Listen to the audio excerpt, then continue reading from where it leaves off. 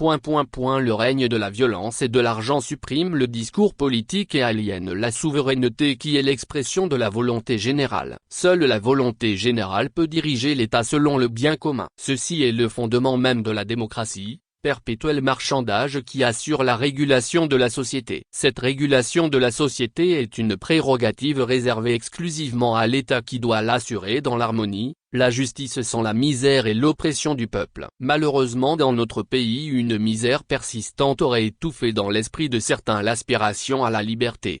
Les privations de liberté accroissent rarement la sécurité. Nous devons éviter de laisser aux opposants le choix entre une collaboration alimentaire et la lutte armée. Nous devons aussi rompre définitivement avec cette idée que l'on peut entrer en politique pour s'enrichir. Elio Oin, deuxième vice-président de l'UFC, en août 2024, collaboration alimentaire, voilà l'expression qui fait des ravages au sein d'une opposition bâillonnée, persécutée, appauvrie par un régime méchant, très méchant et ce depuis des décennies. En effet, le malsain manège ou la criminelle stratégie fut activée à plusieurs reprises avec la création du Parti des Malheurs Unir qui remplaça l'autre Parti des Malheurs RPT. Et la victime qui saigna le plus fut la formation politique de Meyovi à Boyibo, le CAR. Plusieurs cadres de ce parti avaient rejoint Unir, parce qu'on estimait que c'est un nouveau parti et qu'il est à tout point de vue différent du RPT. Mais aujourd'hui tout le monde se rend compte que c'est du pareil au même et que le dicton-thème selon lequel il serait illusoire de vouloir mieux faire les choses en vendant le chien pour acheter le singe, s'applique parfaitement et malheureusement à cette situation. Aujourd'hui c'est au tour de l'Alliance nationale pour le changement, la formation politique dirigée par Jean-Pierre Fabre, de faire la une de l'actualité togolaise, parce que victime du départ imprévu et surtout à l'insu des premiers responsables de ce parti de l'opposition, d'un cadre pour rejoindre avec armes et bagages le régime de dictature. En effet, dans le nouveau gouvernement de Madame Victoire Tomé-Gadobé, dit de transition, figure en bonne place le nom de Monsieur Joseph Koami Gloïke Pogomado comme ministre de l'Aménagement et du Développement des Territoires. L'on déplore et condamne le comportement de M.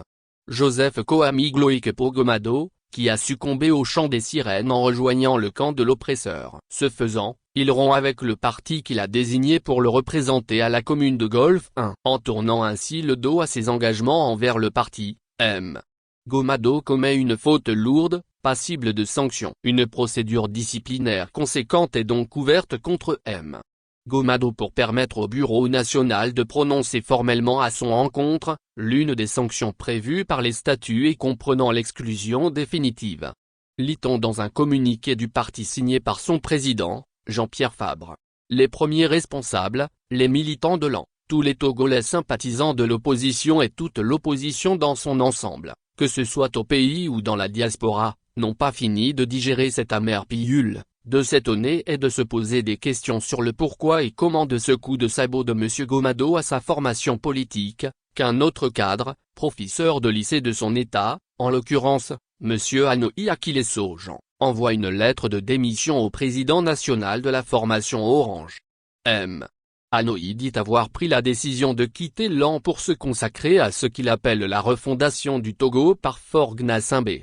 Une cascade de départs qui viennent affaiblir une formation politique déjà mal en point, surtout après la mascarade d'élections législatives et régionales du 29 avril 2024, où les responsables de l'AN avaient sans doute hésité entre siéger au Parlement personnel de Faure Gnassingbé ou ne pas siéger. Et finalement ils avaient opté pour la seconde possibilité, à savoir, ne pas aller occuper le seul siège que le régime Gnassingbé avait eu la magnanimité de leur accorder, parmi les 5 sièges de l'opposition sur un total de 113. Et personne n'avait su comment cette décision avait été prise. Était-ce à l'unanimité, ou certains devaient l'accepter sans broncher avec des grincements de dents? Ce qui est aujourd'hui sûr et connu de tous depuis quelques jours, c'est qu'à l'AN il y a des brebis galeuses pour qui la discipline vis-à-vis des textes du parti n'est pas forcément le point fort. Monsieur Gomado, maire à la tête de la commune du Golfe 1, n'est ou n'était donc pas n'importe qui au sein de la formation Orange, avant de décider de son propre gré de se faire nommer ministre au sein d'un gouvernement sous la férule d'un régime que sa formation politique d'origine combat en tant qu'opposition. Le désormais ministre de l'Aménagement et du Développement des Territoires de Faure Gnassingbé savait très bien ce qu'il faisait en négociant dans la clandestinité avec les responsables du régime Gnassingbé qu'il prétendait combattre, avant sa nomination et avant la publication de la liste des membres du nouveau gouvernement Victoire Toméga Dobé. Nous pouvons dire sans nous tromper que c'est en son âme et conscience que le maire du Golfe 1 a décidé de rejoindre l'ennemi avec armes et bagages. Et le cas concernant notre professeur au lycée d'Agou,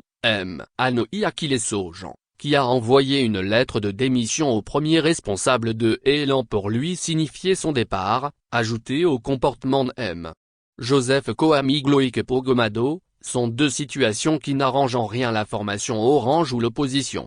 Ça sent le suspect et le roussi et beaucoup n'hésitent pas, à commencer par les responsables de l'AN, directement concernés, à pointer du doigt le régime Gnassingbé d'en face pour ses agissements pas très catholiques dans un passé récent et aujourd'hui, qui avait toujours consisté et consiste à affaiblir ou à décapiter une opposition togolaise engluée dans ses contradictions. Le régime de dictature cinquantenaire du Togo doit sa longévité au pouvoir grâce à la répression impitoyable de l'opposition aussi bien au pays que dans la diaspora. Les assassinats d'opposants au Togo ou en exil sont monnaie courante, et plusieurs dizaines de prisonniers politiques, dont le propre frère du dictateur, croupissent depuis plusieurs années. En dehors de cette persécution classique propre au régime de dictature, le régime RPT Unir des Gnassingbé s'est aussi et surtout spécialisé dans des actions qui consistent à semer la zizanie, la mésentente et la division au sein des partis politiques de la vraie opposition. Ces actions sont diverses et peuvent se traduire par l'infiltration des formations politiques par de faux militants qui ne sont autres que des agents du pouvoir envoyés là pour recevoir les informations qu'ils estiment à même de prévenir une action de l'opposition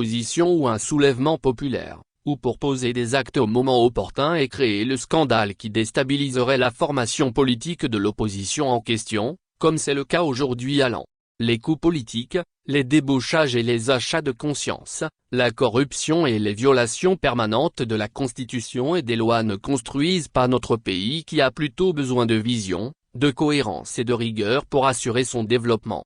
Ce constat du président de l'AN, M. Jean-Pierre Fabre, est plus que pertinent. Mais il n'empêche pas Faure Gnassingbé de continuer à commettre toutes les violations possibles pour son rêve d'un règne à vie, tant que la vraie opposition ne s'entendra pas pour organiser le peuple et l'arrêter dans sa course folle.